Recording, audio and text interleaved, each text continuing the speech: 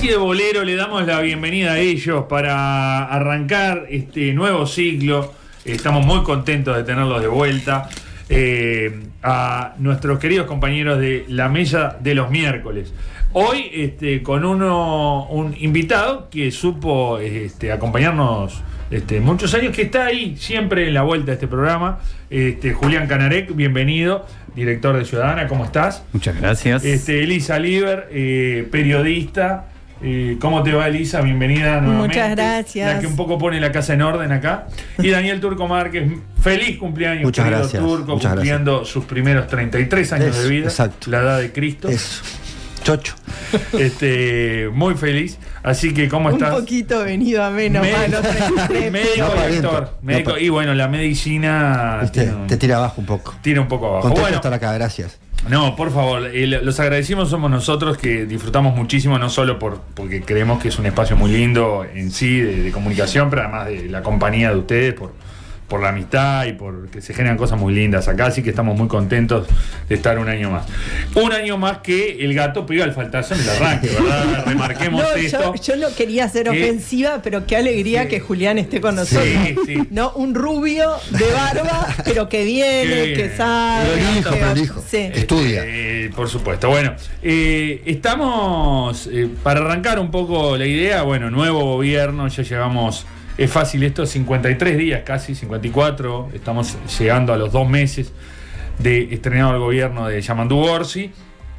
Y bueno, la idea, como el disparador, era las primeras reflexiones de cómo creen o están viendo este gobierno. En el caso de Julián, quizás un poco más volcado a la parte comunicacional, digamos que es un tema muy interesante hoy en estos días. Y a partir, sobre todo, creo que hubo un antes y un después de la presidencia de Lacalle, que estuvo como muy marcado eso. Quizás también la pandemia aceleró ciertas cosas, pero la comunicación se ha vuelto como una cosa central. Y bueno, y abordar los diferentes lugares. Eli, te veo ahí que ya estás ahí como para disparar. No, un poquito en realidad de contexto, que vamos un mes y medio de gobierno, con la campaña departamental también y municipal de por medio, que también como que detiene un poco, que pasa siempre, ¿no? No es nada nuevo, pero es un elemento más que todavía se está jugando y está sobre la mesa. Al principio, estas declaraciones de si recibimos el Ferrari fundido o el Ferrari con las 4 ruedas. Y ahí tenemos un tema de, Julián, vos correginos todo, ¿no?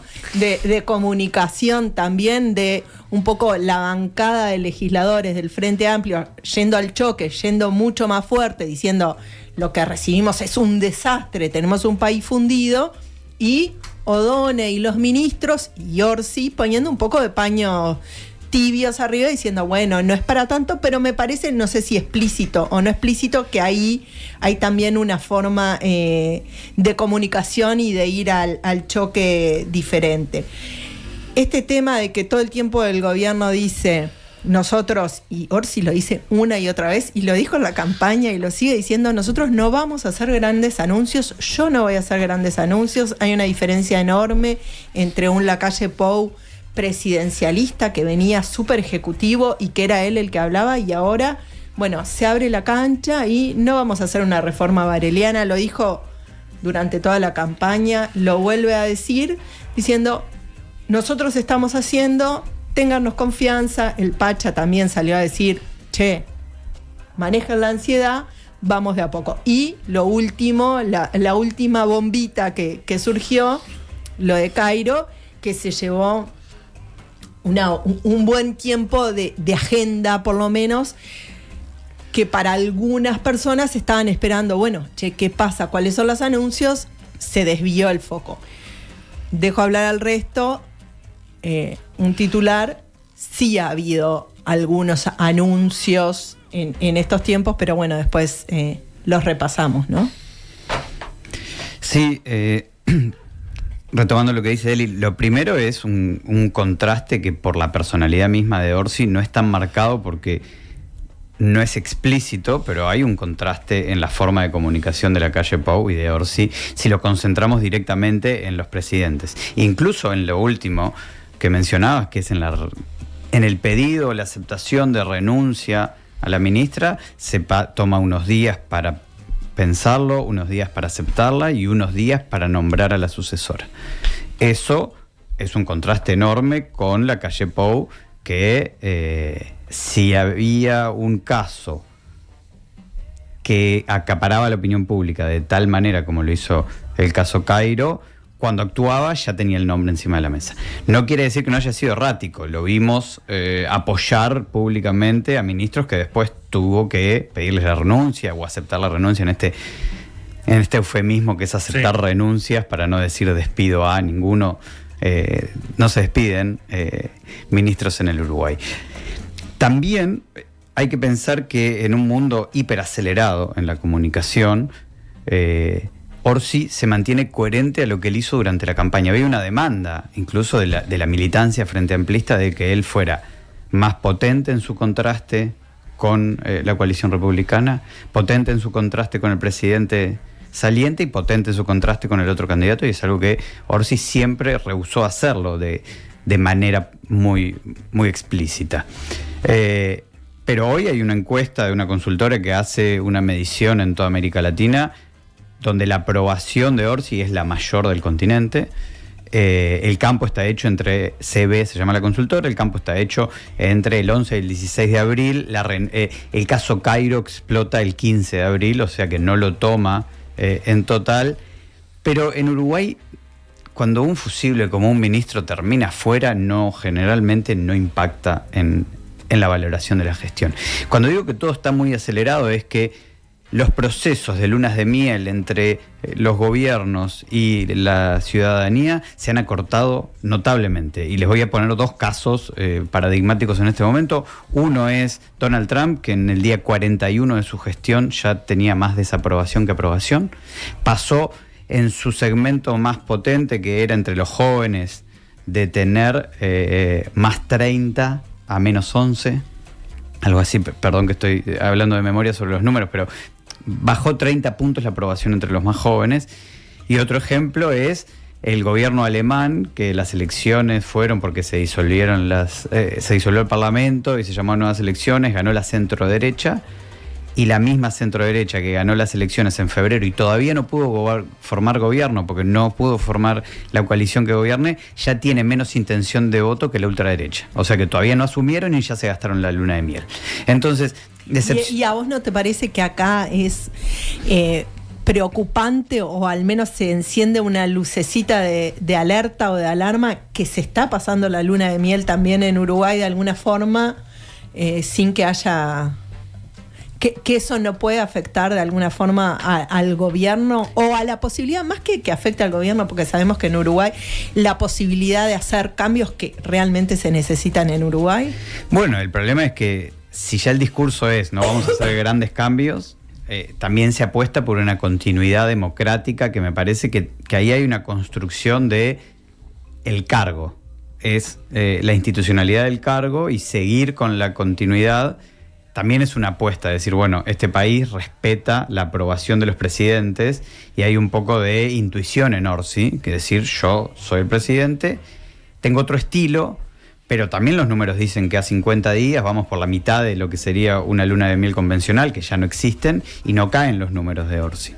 Con exigencias enormes sobre todo de los propios, de que se necesita mucho más de política en acción. Entonces, ahí hay como una excepcionalidad de Uruguay, que todo pasa también más lento. La calle Pou nunca cayó en sus niveles de aprobación, nunca tuvo más desaprobación que aprobación. En algún momento del post-pandemia se acercó, pero siempre tuvo más aprobación. Y en realidad, de los últimos 20 años, el único que tuvo más desaprobación que aprobación fue el segundo gobierno de Tabaré Vázquez. Entonces también ahí en un continente igual donde... me parece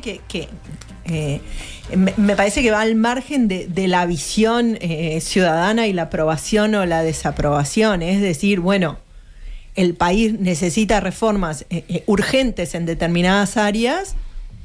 ¿Cuándo van a ocurrir? Porque realmente se necesitan reformas que, en algunas cosas claramente, la seguridad no va a cambiar de un día para el otro, la educación no va a cambiar de un día para el otro. Pero en algunas áreas uno diría, bueno, me parece que acá sí necesitamos algunos anuncios un poco más concretos que las 60 medidas que se hicieron, que son como gotitas, y entiendo que nada es... pero bueno, el tema de pobreza infantil no se puede esperar un día más. O sea, no podemos esperar que una comisión vea... Entonces, bueno, ¿qué se va a hacer en esa área? Perdón. Turco, ¿qué se va a hacer? No. A mí me parece novedoso e importante, y lo veo como contraste, es la formación de equipos y el anunciar los equipos de gobierno. No lo vi en otros gobiernos, esto de el equipo del MIDES, nombre, foto, explícitamente quién va a estar a cargo, que los ciudadanos conozcan quiénes son las personas que van a estar a cargo de determinadas políticas. Yo trabajo en la salud y sabía quién iba a estar en determinada área, en determinado lugar, le puse cara a ese nombre. Me parece como importante esa exposición de equipos. Me parece que esto de no ser tan persona dependiente como venimos desde... Hay dos diferencias grandes. Esto de la calle Pou llevándose mucha poder de decisión en contraste con Orsi, esta formación de equipos, y me parece que esto deja lugar a que los ministros también se puedan lucir en algunos aspectos.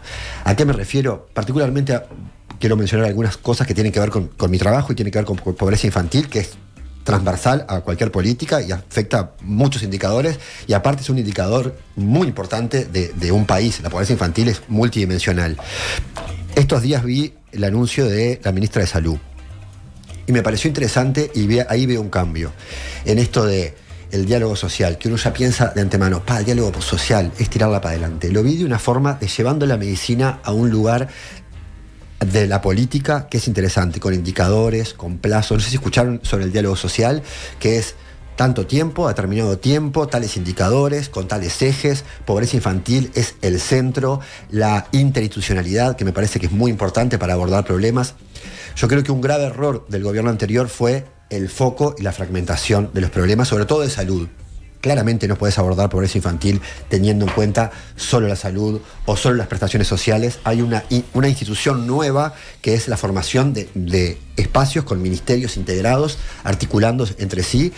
Y ese anuncio me pareció... Eso es la ley que se votó a fines del año, presentada por Lustenberg. Por Lustenberg. Sí, exacto. Y me parece que es importante porque viene de un proceso creado desde cero por la propia ministra. Claro, pero la gran pregunta me parece es cómo se va a llevar eso a cabo más allá del tema, bueno, comisión de pobreza infantil, que a mí me parece interesante y me parece que es parte de los procesos, pero como ciudadano también decís, che, ustedes llegaron al gobierno, estaría bueno que todo esto ya lo hubiesen tenido resuelto ahora para entrar. Claro, lo que pasa es que justo ese problema, que yo creo que se lleva mucho interés de varias carteras de gobierno, MIDES seguro, Salud seguro, Ministerio de Trabajo, prestaciones sociales.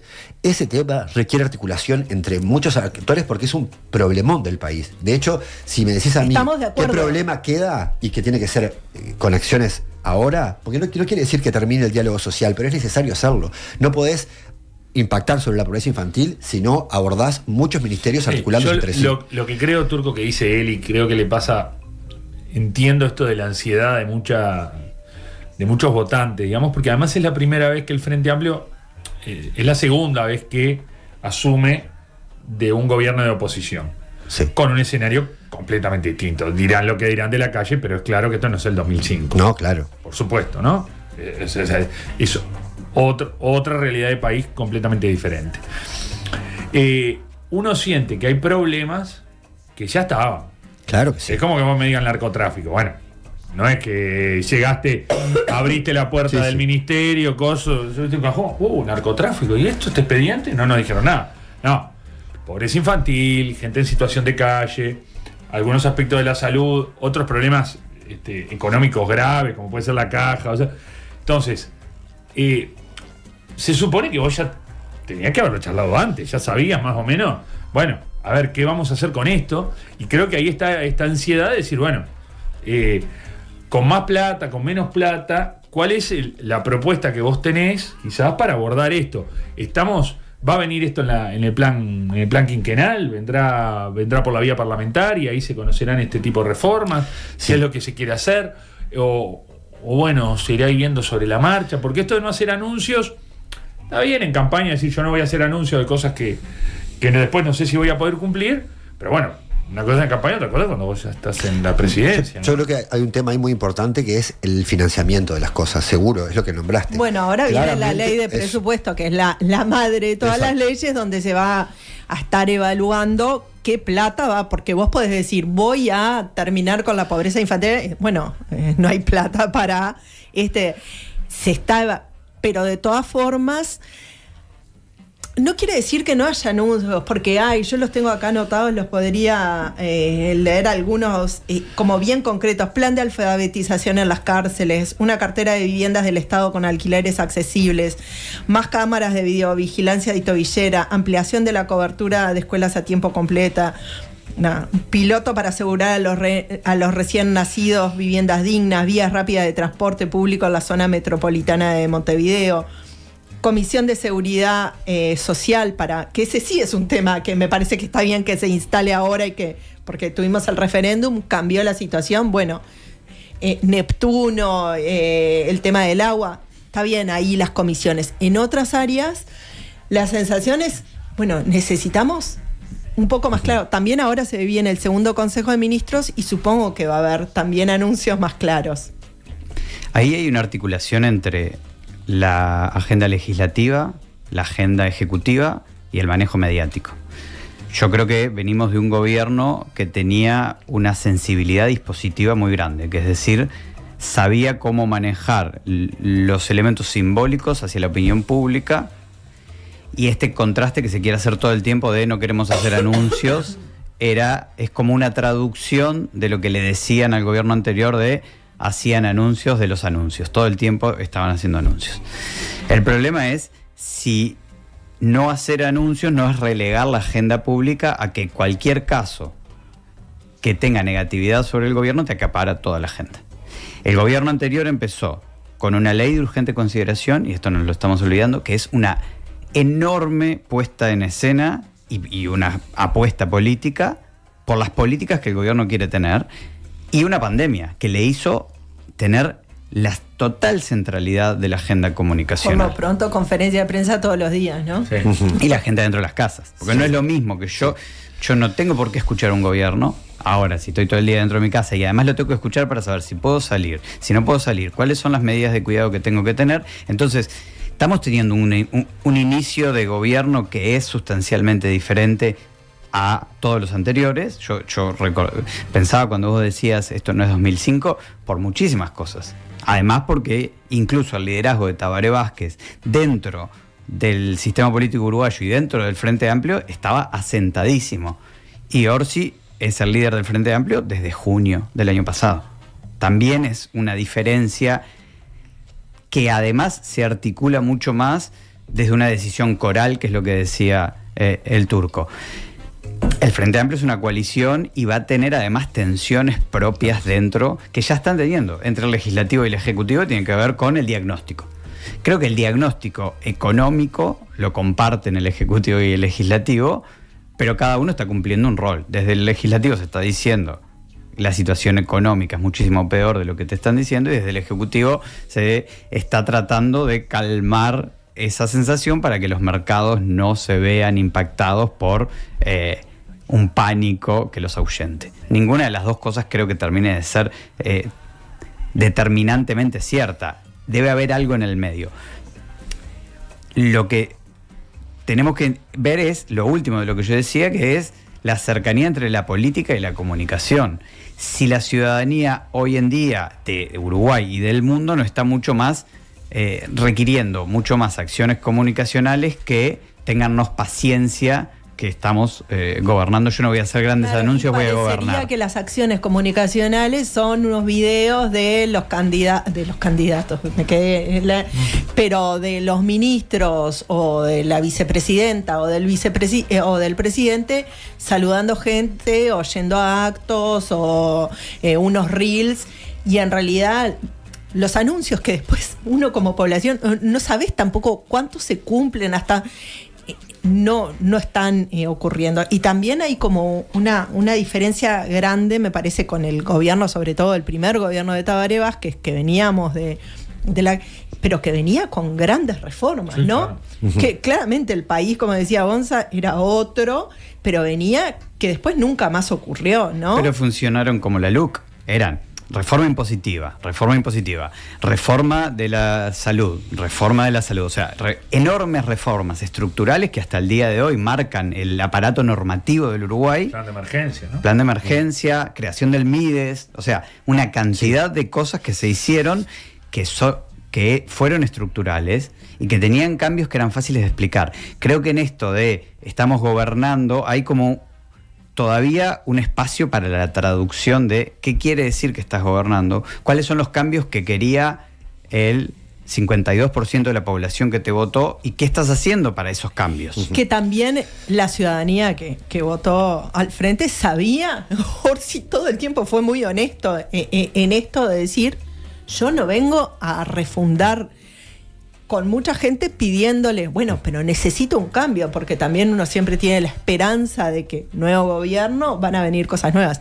Desde la parte de presidencia y del Ejecutivo, y también desde el Legislativo, porque escuchaba a Chaschetti decir que era de los primeros años de gobierno, el que menos proyectos de ley nuevos se habían presentado. Eso también es preocupante. Yo creo Yo no sé si el gobierno de la calle fue refundacional también. O tuvo 3, 4 banderas, porque dentro de la LUC hubo cosas que fueron muy discutidas, por ejemplo, pero no hubo una reforma impositiva como lo tuvo el gobierno de Tabaré Vázquez, por ejemplo. Entonces, muchas cosas que quizás gente que votó a la calle en su momento, capaz que también se vio decepcionada, capaz que esperaban que disolvieran el MIDES, capaz que esperaban que una apertura... No creo que... Capaz que esperaban, yo me imagino me que... parece un poco... Bueno, pero el que pega la calcomanía de bajen del costo del Estado, cuando vos ves que tenés un déficit exactamente igual al que tenías antes, debe decir, bueno, al final no fue tan así, no es lo que yo voté. Yo creo que mucha gente... La calle también entró con mucho desarme, ¿no? De cosas que durante los gobiernos del Frente Amplio se habían aprobado, decir, no, vamos, no sé, inclusión financiera digital, no me sale el nombre exacto, como de, Sí. bueno, esto, no, ahora... Orsi está diciendo, yo quiero retomarlo. Entonces también estamos en una... pero me parece que en la calle hubo mucho de eso, de pequeñas cosas de desarme, ¿no? Chiquitas, tampoco fueron... Pero mientras te presentaban la LUC, ¿no? Digo, creo que ahí hay como... Sí. Porque la LUC sí daba la proyección de algunas cuestiones de lo que iba a pasar, refundacionales. seguro, sí. Y tenías a toda la oposición discutiendo sobre si el dispositivo legal de la ley de urgente consideración estaba bien utilizado o no estaba bien utilizado, que es una ley ómnibus, que no había un contexto de urgencia cuando se presenta la LUC, porque la LUC no se presenta como respuesta a la pandemia, la LUC era parte de la promesa de la calle, previa. Que también cuando decimos que no hizo grandes refundaciones, él prometió que no se iba a tocar la agenda de derechos y legalmente no se tocó la agenda de derechos. Después podemos decir que en el funcionamiento del acceso al aborto hubo más dificultades, que no se avanzó en la legalización de la marihuana, pero en realidad él prometió eso, al igual que Orsi prometió no hacer grandes cambios, y los dos cumplieron con esa continuidad del Estado uruguayo que brinda también unos niveles de confianza con la democracia que yo creo que hay que mirar, que es decir, bueno, los bandazos también pueden llegar a ser como peores para la democracia a largo plazo. El problema es cómo contenés a los propios, que son los que están diciendo, tenemos que cambiar todo lo que me parecía una aberración de lo anterior. Lo que pasa es que los propios son el 44%, no el 52%. Y vos tenés que saber si querés gobernar para el 100 o el 52 o para el 44. Seguramente. Sí, un 44 que es menos también, ¿no? Y para el 44 te achica además. Sí. Una cosa que me quedó... Para cerrar. Sí, para cerrar, ¿no? Que me quedó, y también me queda como la duda para quedarnos pensando, ¿no?